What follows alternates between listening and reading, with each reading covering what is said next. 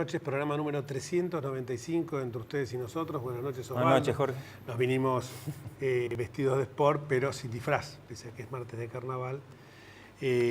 Aunque muchas veces algunos hechos que pasan en el gobierno nacional o algunas determinaciones que toma el gobierno, nos hace acordar que como que todo el año fuera carnaval, ¿no? Por caso el acuerdo de precios, este acuerdo que ha salido en las últimas horas, que no es un acuerdo, sino que es una decisión unilateral, como las que siempre toma el zar de la economía, porque es así, tenemos un ministro de Economía virtual, Lorenzino, uno real, pero por sobre ellos, Kicillof, pero por sobre ellos, evidentemente está siempre la mano de Guillermo Moreno, más allá de los papelones que reiteradamente le hace pasar a la presidenta y que en cualquier otro gobierno seguramente hubiera merecido no una reprimenda frente al grupo, al corifeo de aplaudidores, sino que hubiera significado, por la envergadura de los hechos que ha denunciado, por caso el tema hace unos días de un acuerdo que había llegado con los bancos que la hizo equivocar muy fieramente a la presidenta, hubiera merecido su renuncia. Pero bueno, en este gobierno, desde que el vicepresidente, con toda la cantidad de causas que ha acumulado, se mantiene en su cargo, y una vez piensa que por hechos que hoy son Heidi, ¿no? Al lado de lo que hubo funcionarios de otros gobiernos, y no voy a hacer propaganda ni mucho menos, pero funcionarios de otro gobierno, por caso de administraciones radicales, que se tuvieron que ir por cosas nimias, pero que realmente habían ni siquiera incursionado en el terreno delictivo, habían rozado la ética, y se tuvieron que ir, o fueron renunciados, o como nos pasó en alguna administración, la del doctor de la Rúa en la ciudad de Buenos Aires, que aquel que cometía algún hecho susceptible de un sumario administrativo, se le solicitaba la renuncia, porque había una frase que había acuñado de la Rúa en ese momento, que él decía que era una frase que en realidad le pertenecía a Roca o a Cespeña. Ahora la memoria no me permite discernir cuáles los dos eran, no sé si vos te acordarás. La frase era: soy amigo de mis amigos, pero más amigos soy de la República. No, esa frase, ¿sabes de quién es? Esa es de Platón.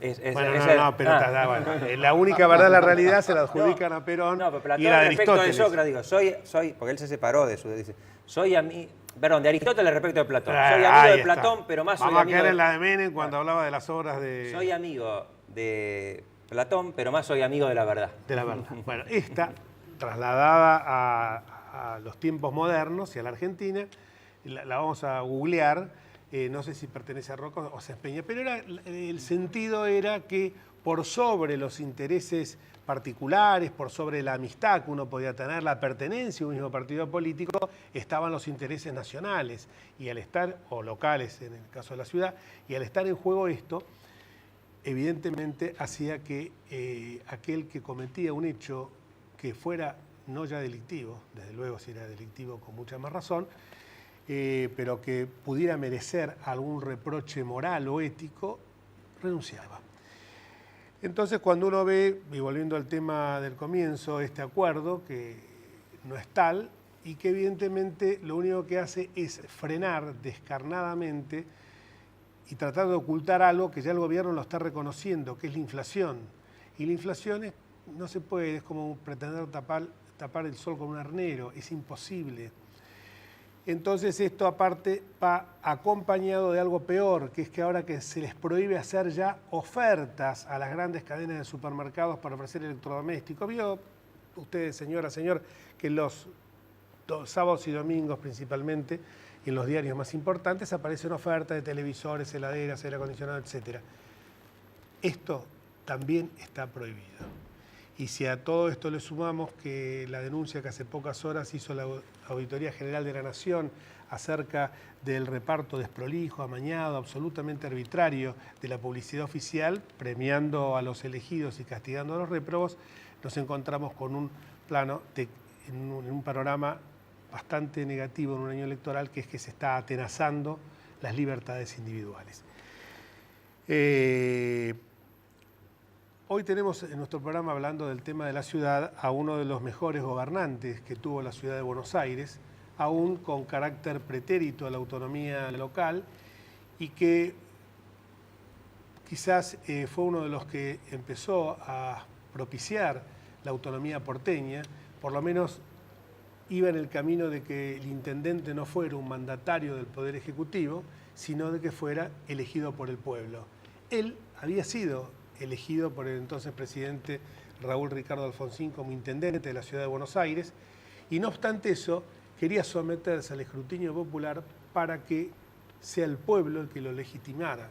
Una vez que alguien accede a un cargo, dice, ahora ya que me nombró el presidente, hasta que termine su mandato el presidente Alfonsín, que lo concluyó en 1989, me quedo en el cargo.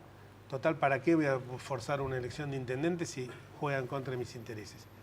Pero él quería iniciar con esta primera puntada el comienzo de lo que después fue, 7 años después, 5 consagrada en la Constitución Nacional en el artículo 129 y 2 años después en la ciudad de Buenos Aires con su Constitución. Se trata de Facundo Suárez Lastra. Buenas noches, Facundo, gracias por venir a nuestro programa. Buenas noches, gracias por la invitación y por el generoso comentario introductorio con relación a mi gestión. Bueno, formé parte de ella, entonces no me quedó otra alternativa. No, realmente fue así. Te quiero hacer una corrección. En realidad la autonomía la inventamos nosotros. La demanda popular era la elección del intendente, que luego la Constitución lo denominó jefe de gobierno. La autonomía fue una elaboración teórica que hicimos los que teníamos la experiencia de gobernar, que entendíamos que la Ciudad de Buenos Aires se podía gobernar mejor o peor de acuerdo a quién fuera el intendente, reitero ahora jefe de gobierno, pero que no tenía los medios, ni las posibilidades, ni los atributos para hacerse cargo de sus problemas, y por eso teníamos que incorporar la autonomía.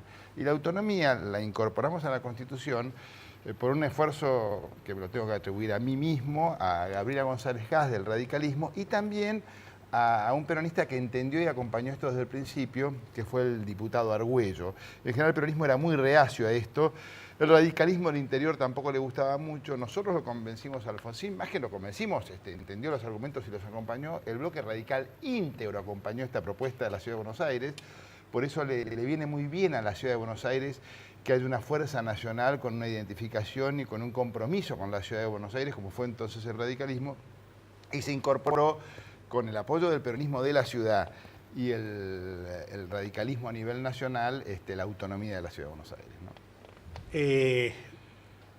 Hace ya algún tiempo que estás más en el sector privado como productor vitivinícola que en el sector público, casi 10 años. Sí, 10 años no tengo, digamos, siempre sigo con vocación y involucrado y pública, conectado a la política, pero sin cargos públicos de ningún tipo desde hace más de 10 años, ni partidarios ni electivos, y soy productor vitivinícola. Estoy en un rubro donde lamentablemente ahora empiezan a ponerse difíciles las cosas por la inflación, porque pierde competitividad la economía argentina, porque un esfuerzo enorme en calidad y prestigio que ha tenido la industria y ha ganado mercados en el mundo, lo sigue sosteniendo, pero a fuerza de perder rentabilidad. Y perder rentabilidad es perder beneficio para la empresa, nivel de ingresos para el trabajador, volumen de inversión también ha caído. Los grandes proyectos que se desarrollaron en la industria en los últimos años están todos muy conservadores, muy a la expectativa,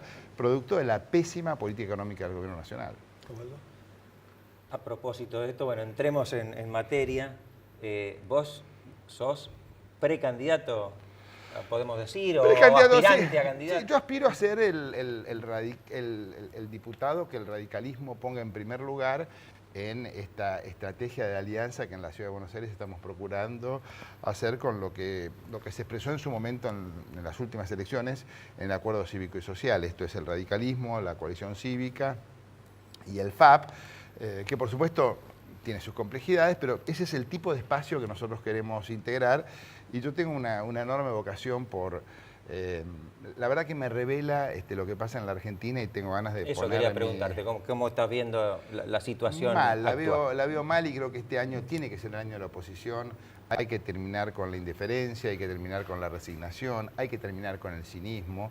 Hay cosas que no se pueden seguir sosteniendo ni soportando, y me parece que el Congreso de la Nación necesita un poquito más de pilas. Necesitamos... Yo estuve en las dos movilizaciones, en la del 13 de septiembre y en la del 8 de noviembre estuve en la calle.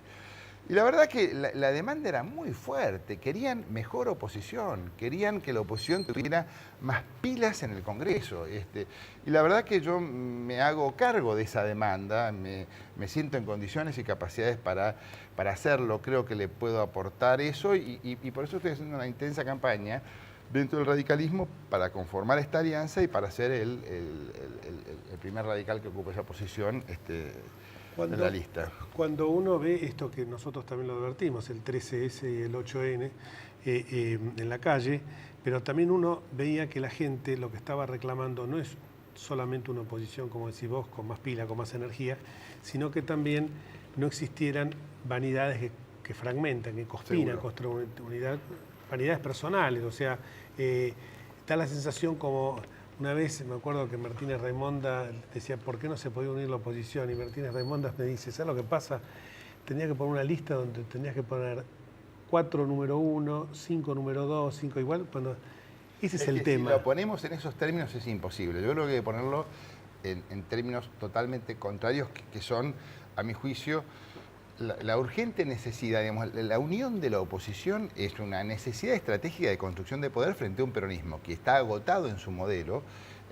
El peronismo ha fracasado en esta etapa, encontró un país, Cristina Fernández de Kirchner, en excelentes condiciones, con todas sus cuentas fiscales arregladas, con una balanza comercial favorable, equilibrios en todos los aspectos, en el sector energético, en el sector de transporte, y en 4 años y medio, 5 años, han generado, uno se pregunta, ¿cuándo fue el desastre? Y el desastre fue todos los días, una decisión económica tras otra, las políticas de Moreno que son setentismo económico, políticas del siglo pasado cuando ya estamos pisando la segunda década del siglo XXI.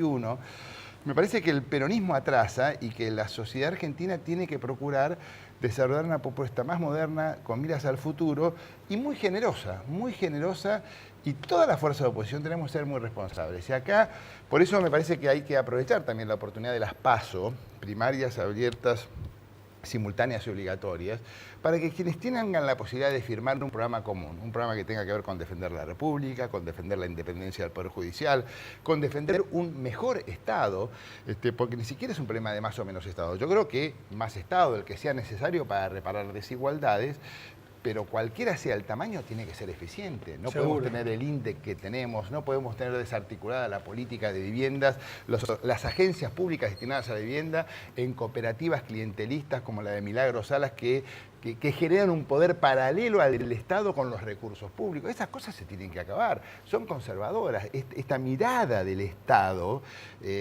tan desquiciadora es una mirada muy conservadora que tiene el gobierno y me parece que hay un enorme espectro del panorama político argentino que podría acordar estas políticas. Es bueno lo que dice, porque lo que venimos repitiendo nosotros constantemente es el tema que este gobierno, que se autotitula progresista, es un progresismo a la violeta, porque en el fondo son conservadores, y esto me da pie para preguntar algo que estábamos hablando antes. Siempre, y que no nos tilden de gorilas, como muchas veces, porque el elogio que hizo él de Jorge Argüello, yo lo comparto también, porque fue compañero mío en la Convención Constituyente y sé que luchó realmente por la autonomía porteña, o sea que no es que nosotros estemos dividiendo por las simpatías partidarias.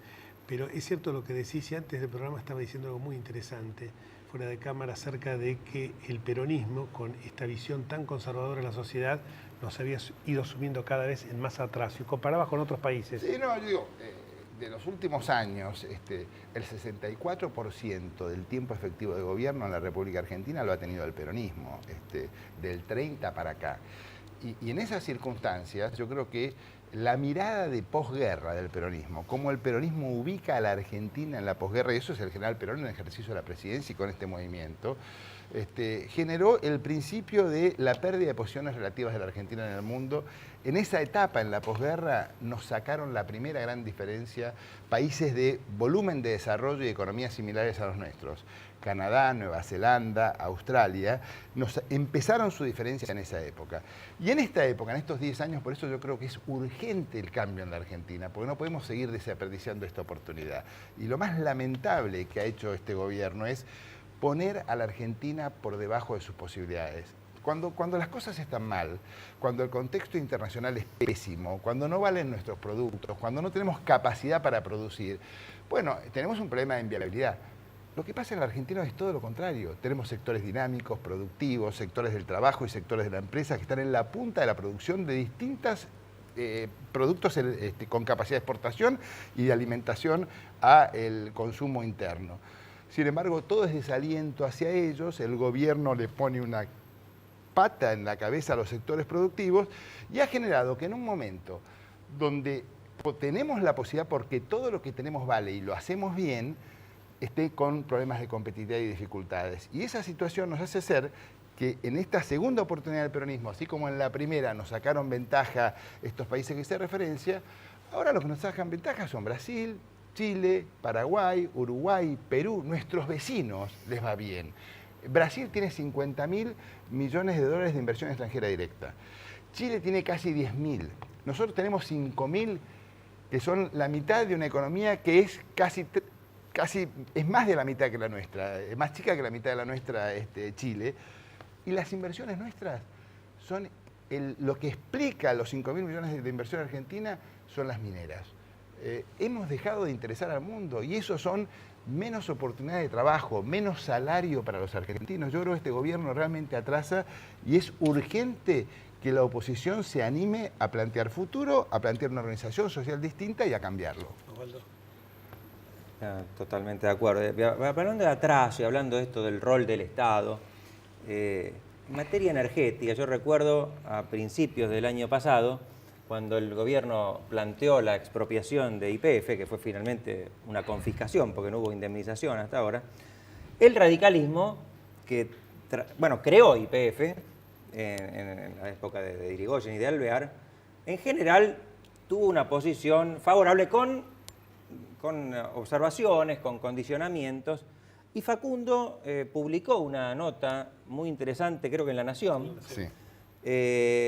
Donde advertía sobre el cambio de circunstancias, sobre que aquella YPF que fue tan importante en aquel momento fundacional no era esta y que había que mirar el problema con mayor inteligencia. Pero bueno, te dejo a vos para que... Después de la pausa. ¿Cómo no?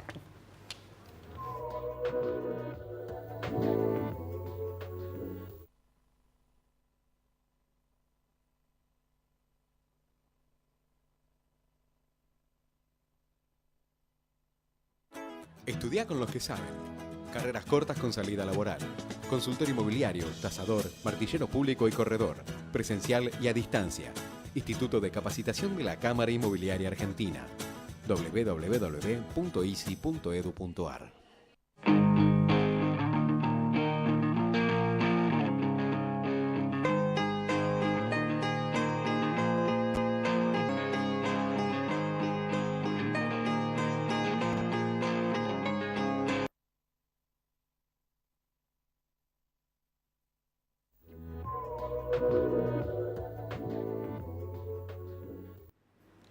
Estábamos hablando recién de un artículo que había publicado el año pasado Facundo Suárez Lastra en La Nación sobre el tema de YPF, donde realmente, y lo comentamos en el programa, por eso lo habíamos invitado, pero en aquel momento andaba muy ocupado con el tema vitivinícola. Lo escribí en mi finca. Lo escribí en esa finca. Pero antes de probar los productos. Sobrio. Sobrio. Pero realmente esa nota lo puso nuevamente, digamos, en el candelero político, porque había gente que pensaba que ya estaba retirado definitivamente. Yo siempre digo que quienes nos hemos dedicado a la política, creo que no nos retiramos nunca, sino simplemente cuando dejamos este mundo.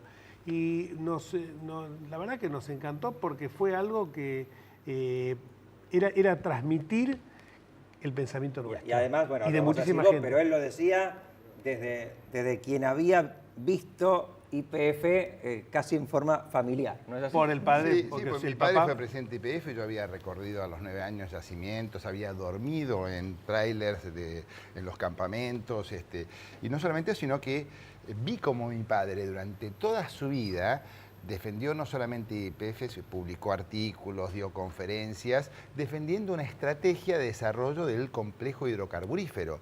Entonces, no es solamente YPF. Y lo que yo veía es que había un engaño, una manipulación terrible en el gobierno que procuraba corregir un gravísimo error que el propio gobierno de los Kirchner había cometido, que el propio peronismo había cometido con la privatización que fue apoyada por los Kirchner de YPF, y me pareció que el radicalismo estaba pisando el palito.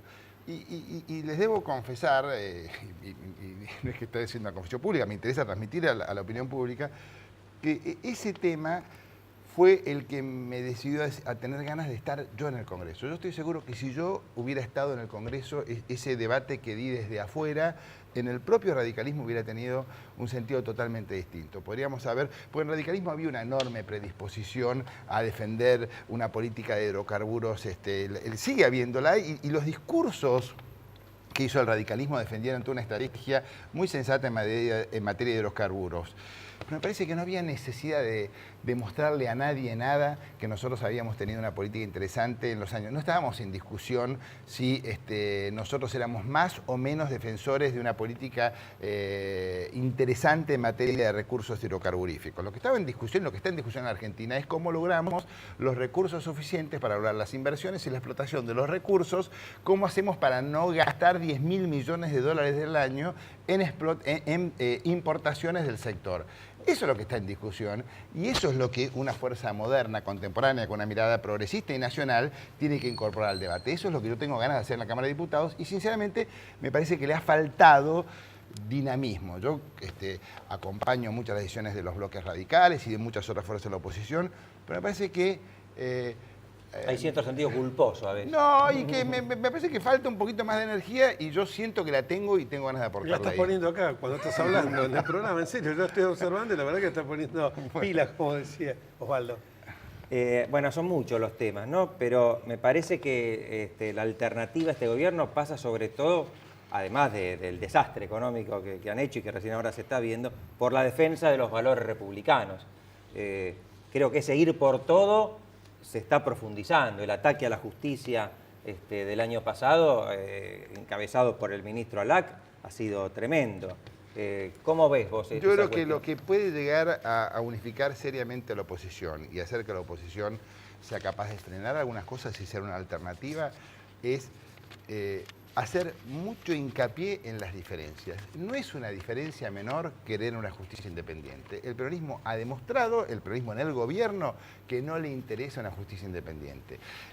El haberlo defendido a Ollarvide para ponerle nombres y apellidos en el Consejo de la Magistratura Nacional demuestra con toda claridad que ellos necesitan una justicia donde los quienes ejercen la magistratura le deban favores de permanencia a las autoridades del gobierno para ser moderados en el juzgamiento. Estas cosas pasan en Argentina, para nosotros no son cosas menores, no deben pasar. La independencia de los poderes, la defensa de las organizaciones del Estado, el tema de la libertad de expresión, no solamente por las agresiones a la prensa opositora, sino por la vergüenza que significa la televisión pública argentina. No es de un país democrático y no es una diferencia menor. El formato de 678 es una agresión a la democracia argentina. Nos tenemos que rebelar frente a eso. No son pequeñas diferencias que les consentimos, bueno, los peronistas... No, los peronistas nada, ni los peronistas, ni los radicales, ni nadie. La televisión pública tiene que ser democrática, abierta y tiene que participar todo el mundo. Eso sucede en todas las democracias del mundo. Entonces, no tenemos por qué consentir tanto. Por eso insisto, me parece que tenemos que subrayar lo que parecieran temas menores como temas importantes. Y si los distintos sectores de la oposición coincidimos en esa importancia, yo estoy seguro que podemos armar el año en que los peronistas se van a dividir, porque no es lo mismo, por más que Scioli, Massa y compañía hayan tenido en estos 10 años un protagonismo central en el acompañamiento de todas las políticas de este gobierno y estén así haciéndose los discretos sucesores, cuando son partícipes y soporte de este gobierno. Por más que no son lo mismo que otros sectores. No puede ser, nosotros si no somos más amplios en las alianzas, no podemos competir contra una alianza que une a Eve de Bonafine y Luis de Lía con Scioli, Massa y Uturbey. Si nosotros empezamos a mirar el pelo en nuestra propia leche, va a haber gobierno de esto para toda la vida. Perdóname, Si nosotros somos... Facundo, te detengo en esto porque me parece muy importante. ¿Qué significa concretamente ser más amplio en las alianzas? Que no tenemos que poner límites irrisorios, tenemos que trabajar en un programa y ningún dirigente que quiera superar este estado de cosas puede plantear un proyecto personal por encima de la capacidad que tengamos de armar un proyecto de conjunto. Esto quiero decir, mientras uno de la oposición diga que el límite es el otro, respira el peronismo aliviado y perdemos 2 casilleros en la OCA, en el juego de la OCA, de poder ganarles. Entonces, esto quiere decir, pero creo que también está tan mal el dirigente opositor que se plantea como alternativa diferenciada. Si Macri tiene, pongámosle nombre y apellido, si Macri tiene un proyecto político que aspira a competir con el radicalismo y con el FAP, sin buscar acuerdos que le permitan en igualdad de condiciones confluir en un frente, Macri objetivamente está contribuyendo a que haya 2 oposiciones porque nosotros no lo vamos a acompañar, no lo vamos a seguir. Si nos decimos, seamos serios, vamos en el 2013 cada uno con su fuerza, y en el 2015 armamos un programa, yo no le quiero regalar a nadie al peronismo. A mí no me gusta que Macri diga, no por Macri en sí, por el 60% de la gente que lo votó en la Ciudad de Buenos Aires, que quiere ir con De la Sota para ser el que proteja al peronismo. A mí me gustaría que todo lo que expresa Macri en la Ciudad de Buenos Aires pueda confluir en un acuerdo republicano, sensato, criterioso, superador de la actual coyuntura. Pero eso requiere que Macri esté dispuesto a votarlo a Sanz, si Sanz le gana, que Sanz esté dispuesto a que Wiener sea presidente si Wiener le gana, que Sanz y Macri estén en... que se haga esto y que no tengamos proyectos personales. Es interesante lo que dice y lo que... Sí, porque y lo además que de lo no que sé hace poco también trasuntaba en un artículo Fernando Iglesias. Sí, pero lo que... ¿Cómo vos crees que esta posición tuya es mayoritaria hoy en el radical entre los dirigentes, no digo entre los afiliados, entre los dirigentes del radicalismo? Creo que no, pero creo que se hacen mayoritarias las posiciones que se expresan, que se ponen a debate, que se discuten. Yo jamás me voy a ir de una fuerza política progresista, nacional y popular como el radicalismo a una fuerza como la de Macri que no sé qué expresa. Lo que yo estoy diciendo es, y no coincido con mis correligionarios que han tomado esa opción, no coincido, respeto las decisiones que ha tomado cada uno, pero no coincido con eso. Lo que yo digo, o sea, yo no estoy para que los radicales tampoco lo el acompañemos caso a de Macri. Moró que coquetea con el No, pero para nada, Vos le para mandaste nada. una carta abierta. Exacto. Una carta abierta a tengo una Moró que diferencia, coquetea con tengo una el diferencia kirchnerismo, ¿no? total con la posición de Moró. Lo que yo quiero decir es que a mí me parece que lo que le haría temblar de miedo a los peronistas que se van en el 2015 es si Sanz, Wiener y Macri fueran capaces de armar un programa y los tres decir que el que va a ser el presidente es el que gane la primaria abierta que sostenga ese programa. Ese programa tiene que ser republicano, ese programa tiene que ser moderno, ese programa tiene que tener una pauta clarísima del papel de la educación pública, del papel de la salud pública. Yo creo que tenemos que hacer el esfuerzo de tener ese programa y a todos ahí. Más programas necesitamos. Necesitamos, evidentemente, la energía que quiere poner en el Congreso la ha puesto esta noche acá y además que coincidimos plenamente en esto de que la oposición tiene que buscar comunes denominadores porque hoy está en juego la República. Cuando uno escucha democratizar la justicia es lo mismo que cuando uno escucha democratizar los medios de comunicación.